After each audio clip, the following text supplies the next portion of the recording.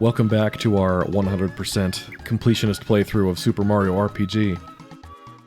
Now we're finally ready to meet Malo's brethren here at Tadpole Pond. We've finally arrived here where all of the Mushroom Kingdom's sewage ends up, I guess, because we came out of a waterfall. I mean, the water does kind of have a slight brown tint to it, but don't think too hard about that. Anyway, this is Malo's home. Can't you see the resemblance between him and his tadpole brethren? The tadpoles explain that, in addition to feces, the waterways that converge here bring them knowledge about the world. That's how Frogfucius is so smart and how everybody here keeps up to date with what's going on in the world.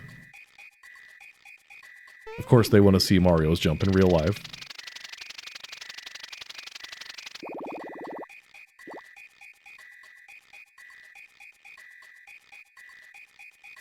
And here he comes himself.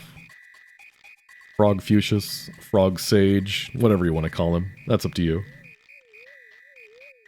Frogfucius has a flair for the dramatic. He understands that presentation is just as important as knowledge. So he uses this lakitu to make him look like he can float.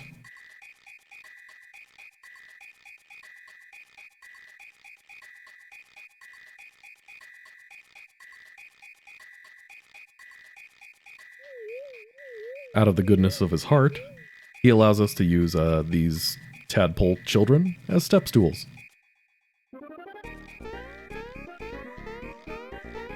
Another one of those things you shouldn't think too hard about. Alright, now Frogfucius gives us a good old-fashioned RPG lore dump. He recaps the story for us so far. Mario went to go rescue the princess in Bowser's Keep. Giant sword fell onto Bowser's Keep, sent Mario flying. But the part that Mario didn't know, that Frogfucius is telling him now, is that Bowser and Toadstool also went flying when the sword did that. So, of course, Mario wants to keep looking for her. Frogfucius tells him who Smithy is, that the monsters that attacked Mushroom Kingdom are Smithy's minions, and yada yada yada. Star Road, you need to stop them, whatever. All that good stuff. This is like the owl from Ocarina of Time. Would you like a recap? No. Please do not say all of that over again. But anyway, Frogfucius tells Mario, hey, you gotta go save these people, and Malo's like, yeah, that sounds rough, good luck, buddy. And Frogfucius says, well, you're supposed to go with him. And Malo says, I'm just a kid, I'm a tadpole. And Frogfucius has to tell him their family's deep dark secret. That Malo is not a tadpole.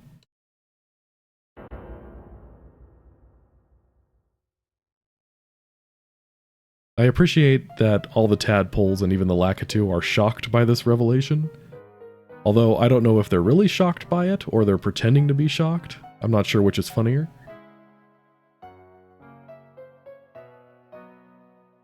But anyway, we hear this tragic story where apparently Malo was drifting down the river into Tadpole Pond in a basket.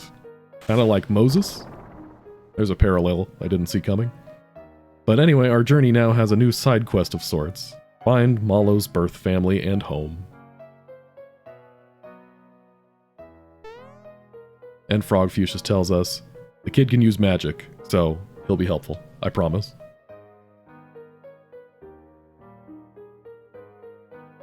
Frogfucius is a little sad that Malo is leaving home, but we have something that can cheer up anybody. Pie.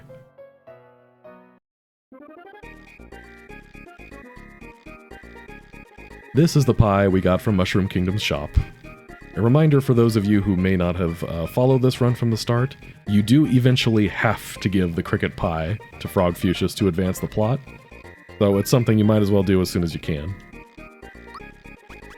So as thanks for giving him pie, we get the old man's walking stick. You may be wondering, is it filled with the wisdom of an aged frog sage? No, but you can smack enemies in the head with it. This is another one-of-a-kind item, so completionists beware. Before we leave, there are a couple of things to note here. Here in this second area, you can make music by jumping on the tadpoles. There are 3 different songs to play at different points in the game, and the first one's available right now. Let me see if I can remember how it goes.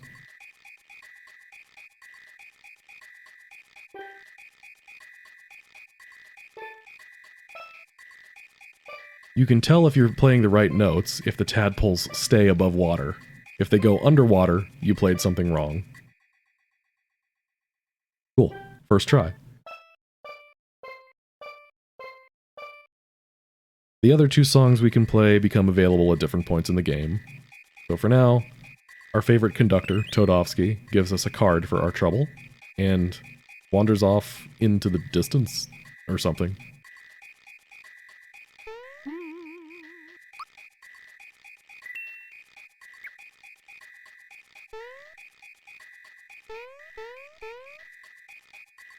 Back to the main area.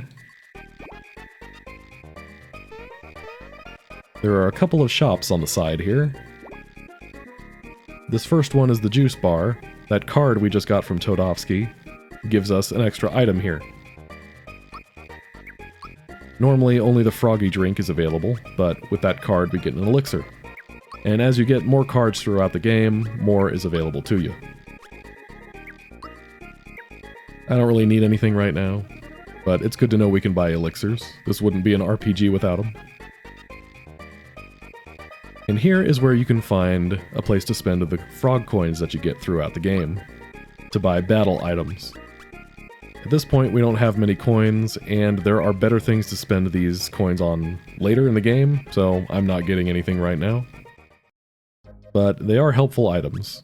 They can boost your attack and defense mid-battle, so if you're having trouble with any boss fights or anything, this is not a bad place to come back to.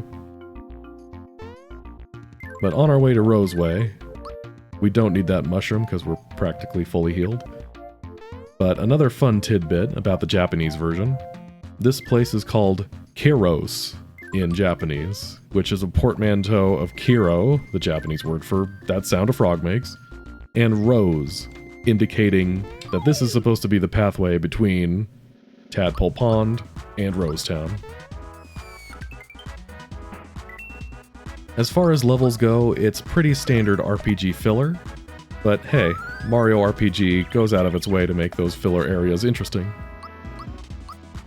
I like the whole gimmick here with the blue platforms and the different exits you can take from the main area.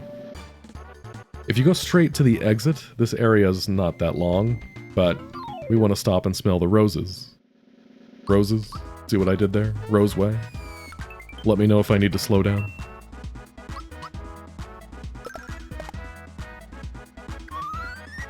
We'll fight some enemies in this area, though there isn't a boss in this area. We do want to be around level 6 by the time we beat the area after this. Our third party member starts at level 6. And like I said, I want our team to be fairly even in the levels that they have. Gotta do some precision platforming here.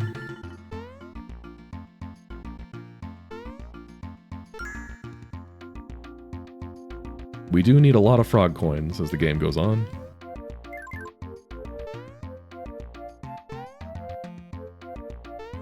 Oh yeah, I already got that.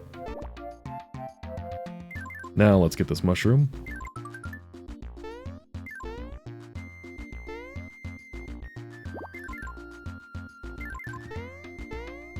The coins that you can grab by jumping on these platforms are a little finicky.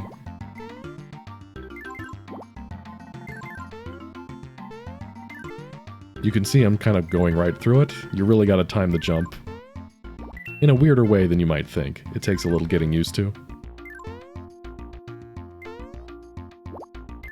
Okay.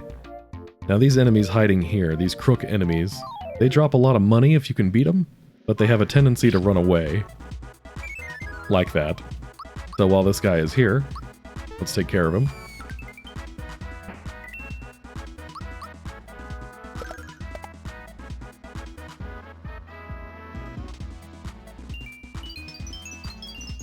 The shy guys here can use mute on us, which keeps us from jumping. It's a little annoying, but hey, that's why we have a shell.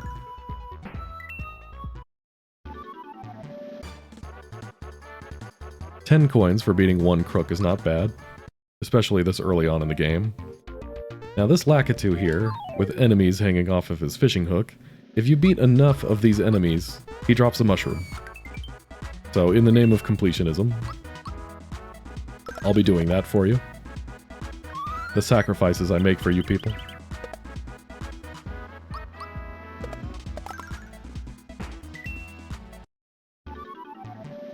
It's not so bad. It gives us an excuse to use our jump special a bit more. How are we doing on items? We got a pretty full house. Might sell some things in our next town.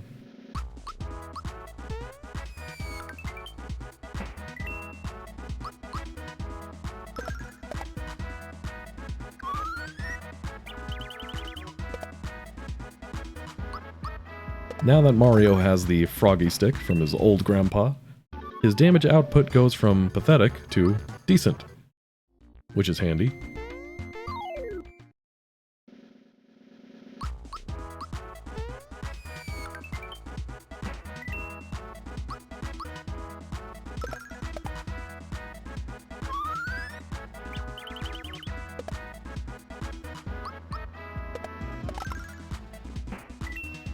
Just keep killing.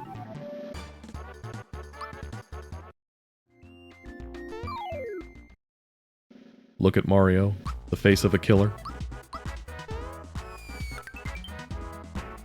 Our jump special's getting pretty high up in terms of attack power, which is nice.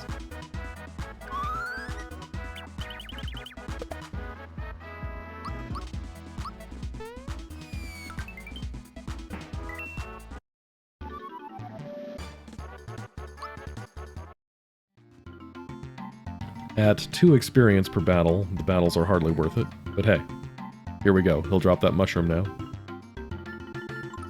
There we go. Fight another crook for the money. Wow. Both of them stuck around. That doesn't happen very often.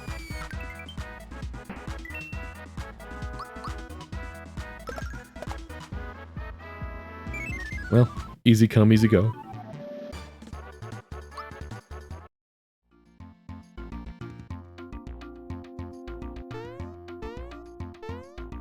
Grab a few more coins. Nice.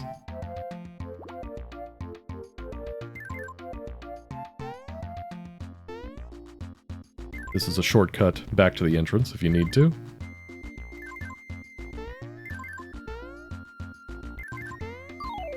Ah, got us.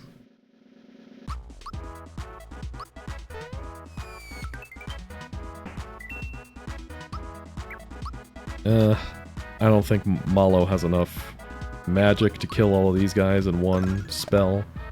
And if you use a special on these guys and the special does not finish them off, I think they heal too. So there's not much point in using Thunderbolt if we can't finish them.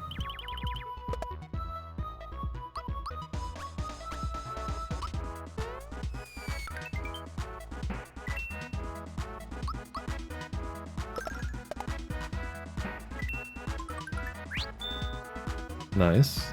Once again, lets you take another turn.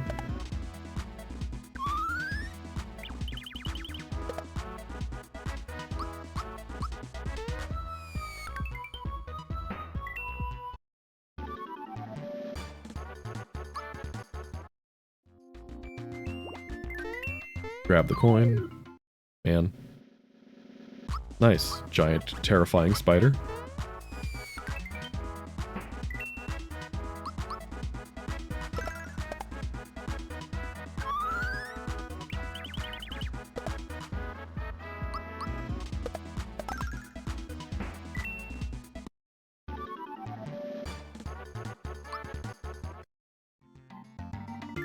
We're doing great. We're almost level 6 already. Kinda crazy. These chests here, most of them have coins in them. There's actually a trick you can do, where if you get some of the coins in a chest, but not all of them, and then leave the area, the chest will refill. So you can use this as sort of a infinite money hack if you wanted to, but we don't need money that bad, so I'm just gonna get them all.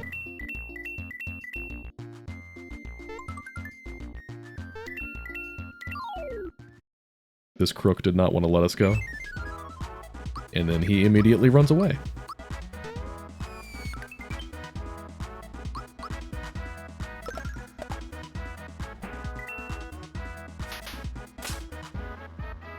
These flowers have above average magic defense, though even Mario's jump can't beat them in one hit.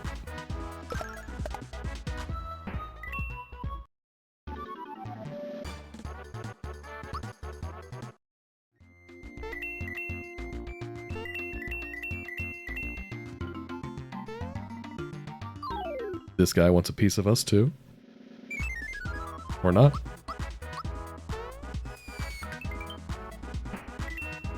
Nice. There we go.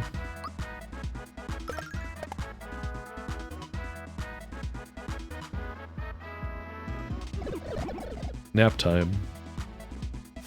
Oh no, I forgot. Mallow has the wake-up pin equipped still.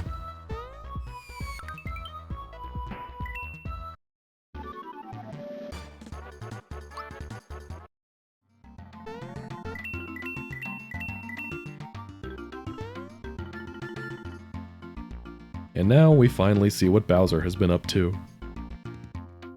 Since his castle has been taken over by Smithy and his crew of robot dudes, Bowser is amassing his troops to go assault the castle. The weird thing that the game doesn't really talk much about is that once you do end up back in Bowser's Keep, a lot of his soldiers have been hypnotized to do Smithy's bidding. And the game never really tells you how he does that, and they don't really mention it. I don't know. It's kind of a weird plot point that never gets addressed.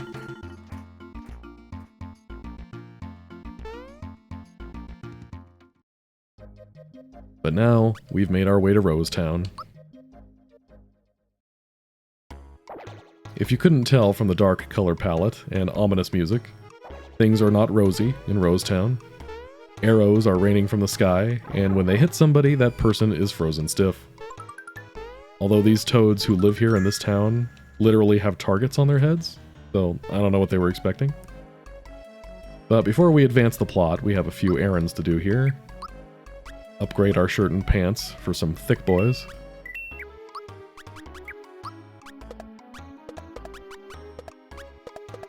Unlike our current loadout of weapons, our armor is easily replaceable.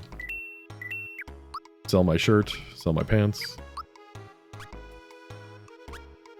We really don't need this many pure waters. And we don't need this many mushrooms. The next level in the game is a forest, and there are mushrooms just growing wild in the forest. So, we'll get plenty of those. The only one we're missing here to complete the set is a fearless pin. So sure, why don't we grab that? Or maybe not. Maybe we'll just hold on to that money for now. Buy a couple more of these.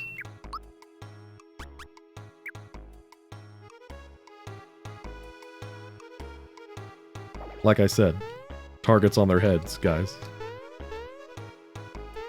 Alright, this guy is locked out of his house because there's a button that controls his staircase. So while he's out of his house, we'll steal his stuff.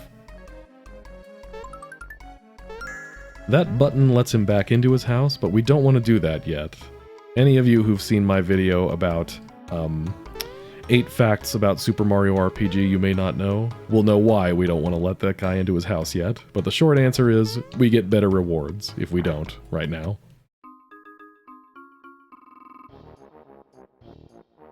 And here we see this small child who has toys. I don't know, if I was Mario, I think I would be a little unsettled if there was a toy made after me, but I guess that sort of thing happens to celebrities all the time now, especially with movies and stuff.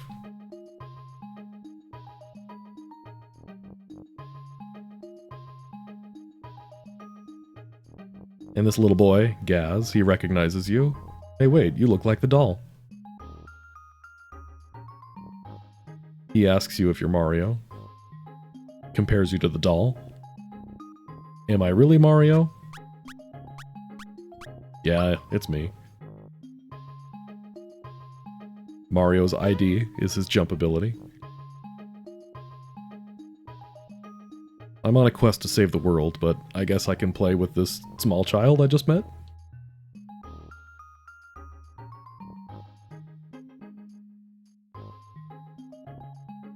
I like how Gaz tells him, "Hey Mario, in this game I'm playing, you're dead, so you can be Bowser instead."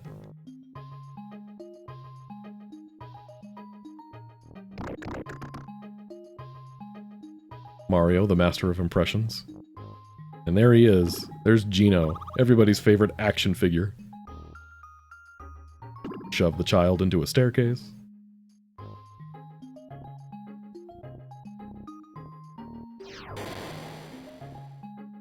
I don't know about you, but Gaz's toys are a lot cooler than the ones I had as a kid. None of mine shot real missiles.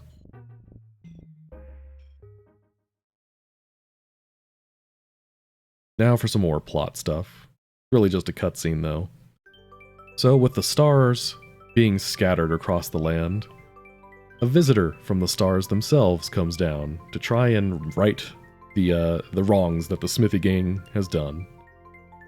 So this star spirit, if you will, has come down, trying to pick a doll to inhabit, and decides, well, I just saw Geno kick that guy's butt, so this must be the strongest doll. I'll use this one.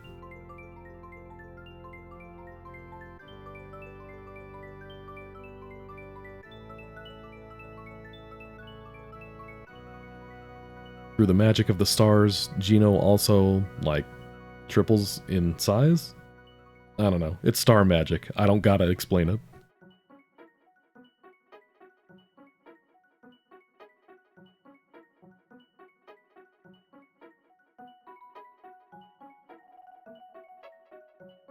I like this little scene demonstrating that Geno is learning how to walk because he's never been alive before.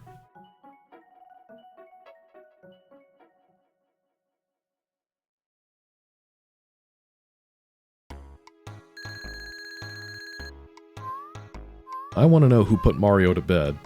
Is Gaz's mom strong enough that she can lift a grown man up to bed by herself? But you'll have to wait until next time for us to get Geno on our team.